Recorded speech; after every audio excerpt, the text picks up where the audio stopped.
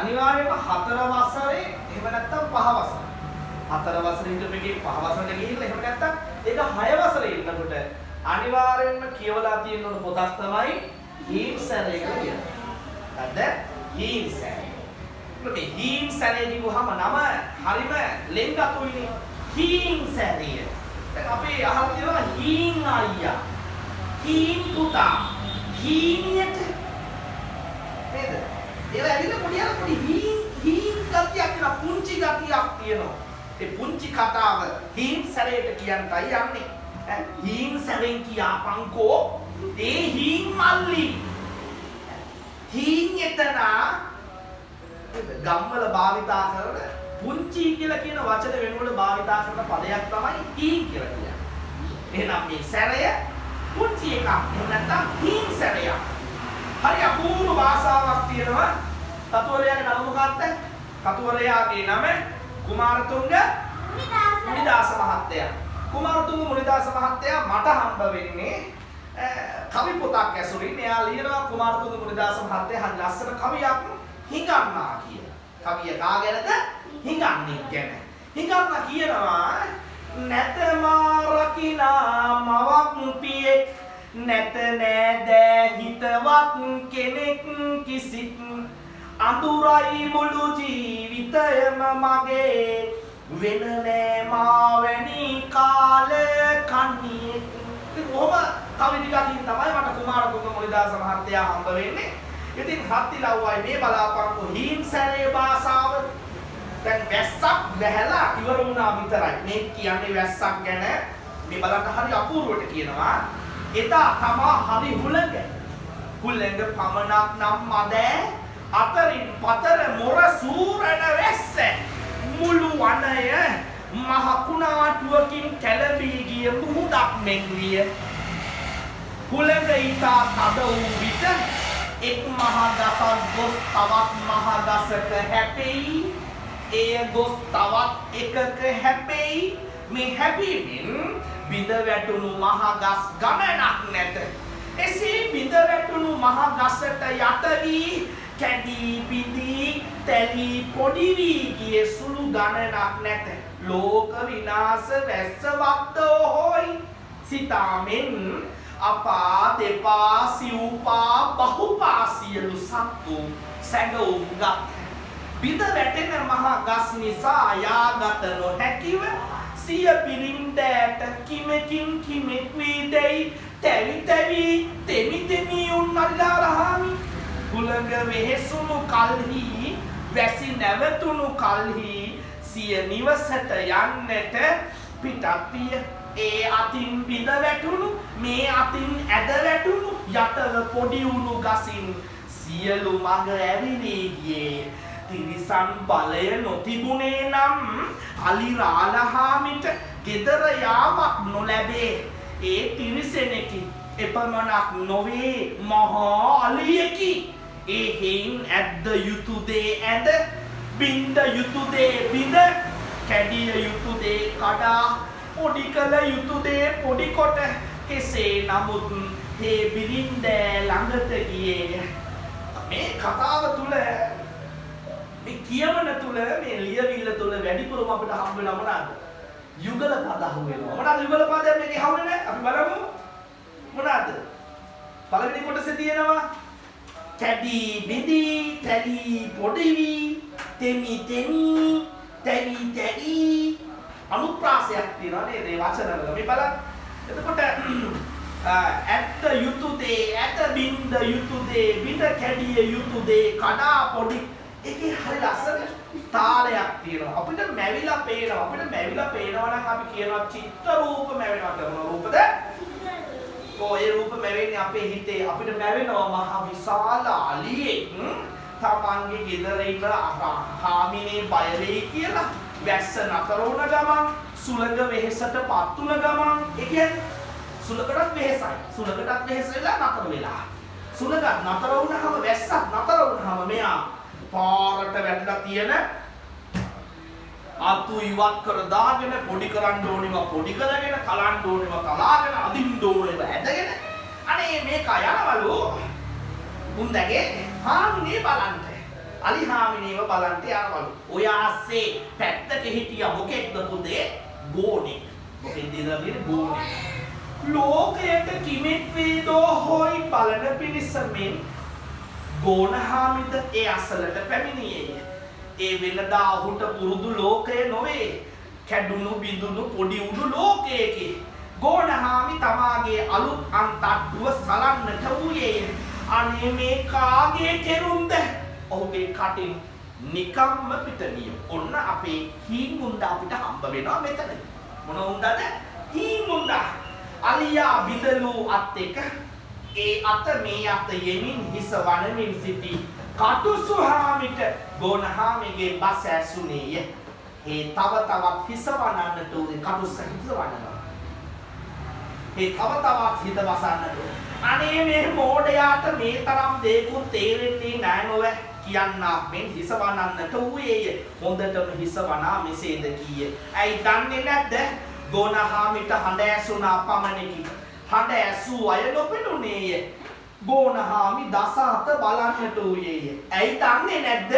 දෙවෙනි වරද මෙසේ කී කල ගෝණ හාමි කෙලින්ම බලා කටුසු හාමි හැඳිලා හත්තේ.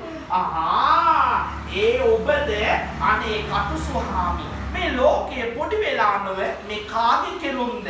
ගෝණ හාමි මෙසේ කියා තමාගේ අම්තත්වයේ අලංකාරය පෙන්වන්නට මේ හිසෝසවා කටුසු හාමි දෙස බැලී කටුසු හාමි හිස වනමින් ගෝණ හාමිගේ අම්තත්වයේ දලු ගණන් කරන්නාක් මෙන් බලා සිට මෙසේ ඇයි දන්නේ නැද්ද? අලින්නේ අපේ කරුණ නොව. ගෝණ හාමි මහත් කොට සිනාසුනේය.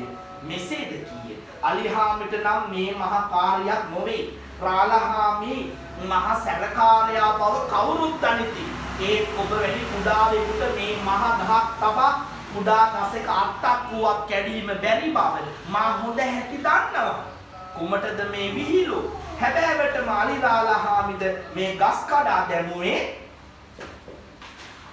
අලි රාල හාමි අනේ මම නිකම්ම කටුසු හාමි. ඒ මහ රාල හාමි මටත් ඉදිමෙන්නට පිළිවන්න මමත් රාල හාමි. හොඳ කමක් නෑ. ඔබට ඇත්ත කියන්නේ. අලියාත් වැටුණු ගසක් දෙකක් ඒ මේ අත ඇද්ද තමයි. එහෙත් හරියට කළේ මේ නිකම් කටුසු හාමි. ඔබ අලියාගේ මහ සැරයට බය බව හැබැයි ඒත් මගේ හීන් සැරයක් බව නොහිතුවා වරදයි. මටත් දේවල් පුරන්න පුළුවන් කියලා කියනවා. ඒතකොට මේ බලන්නකො මේ භාෂාව හුරු වුණ එක. මේ භාෂාව හුරු වුණ එකට රචනා ලියන්න පහසුයි. එතකොට පොත් කියවන්න ආස හිතෙනවා. කියවීම ප්‍රධාන වශයෙන් කොටස් දෙකයි මොනවද? කියවීම ප්‍රධාන වශයෙන් කොටස් දෙකයි. එකක් කියවීමට හුරුයි. ඊට පස්සේ කියවීමට ඒක කොහොමද කියන්නේ?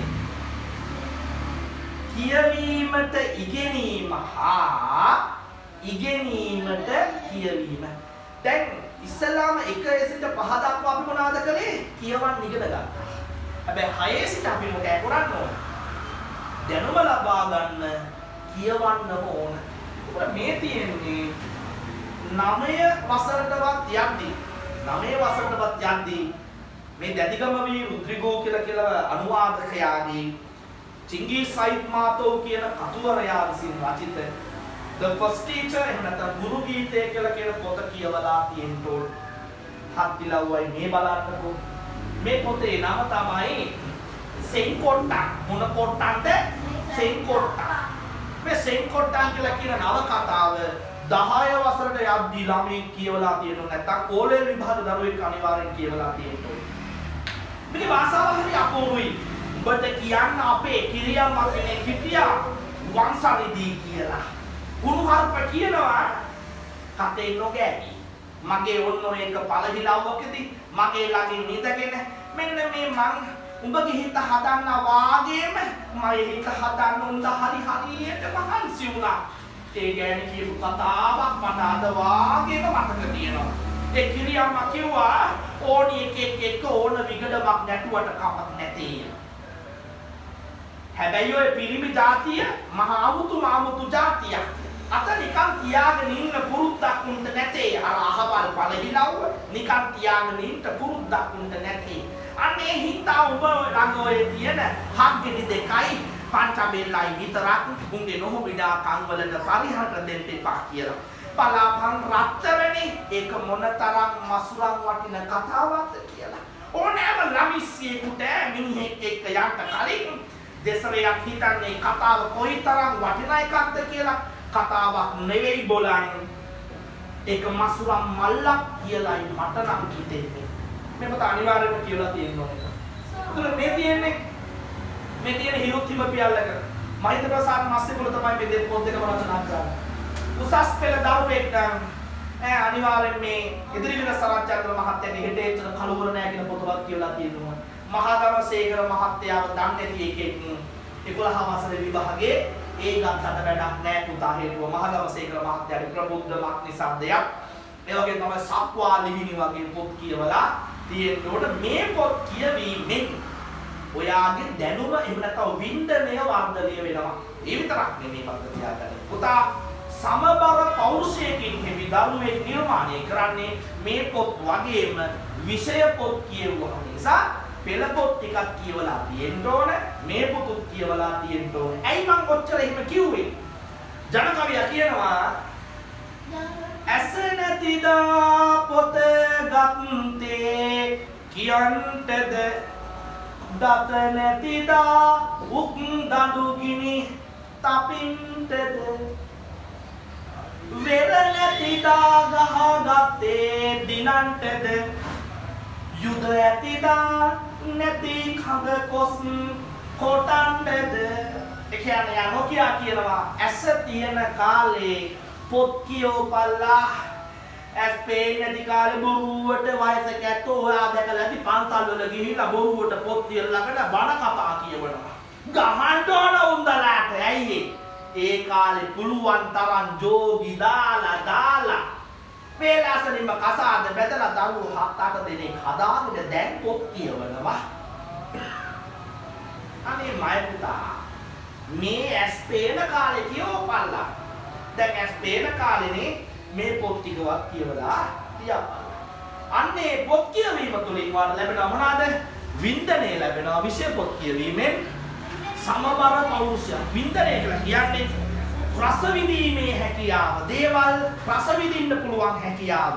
ගීතයක් අහලා ඒක තේරුම් ගන්න පුළුවන් හැකියාව. පොතක් කියවලා ඒ තියෙන චරිත ගැන කියවලා තමන්ගේ ජීවිතයට අවබෝධයක් ඇති කර ගැනීමේ හැකියාව තමයි ඒකෙන් ලැබෙන්නේ. ඒක තමන්ගේ ජීවිතය ආලෝකමත් වෙනවා මේ පොත් නිසා ආලෝකමත් වෙනවා. පැහැදිලි නේද?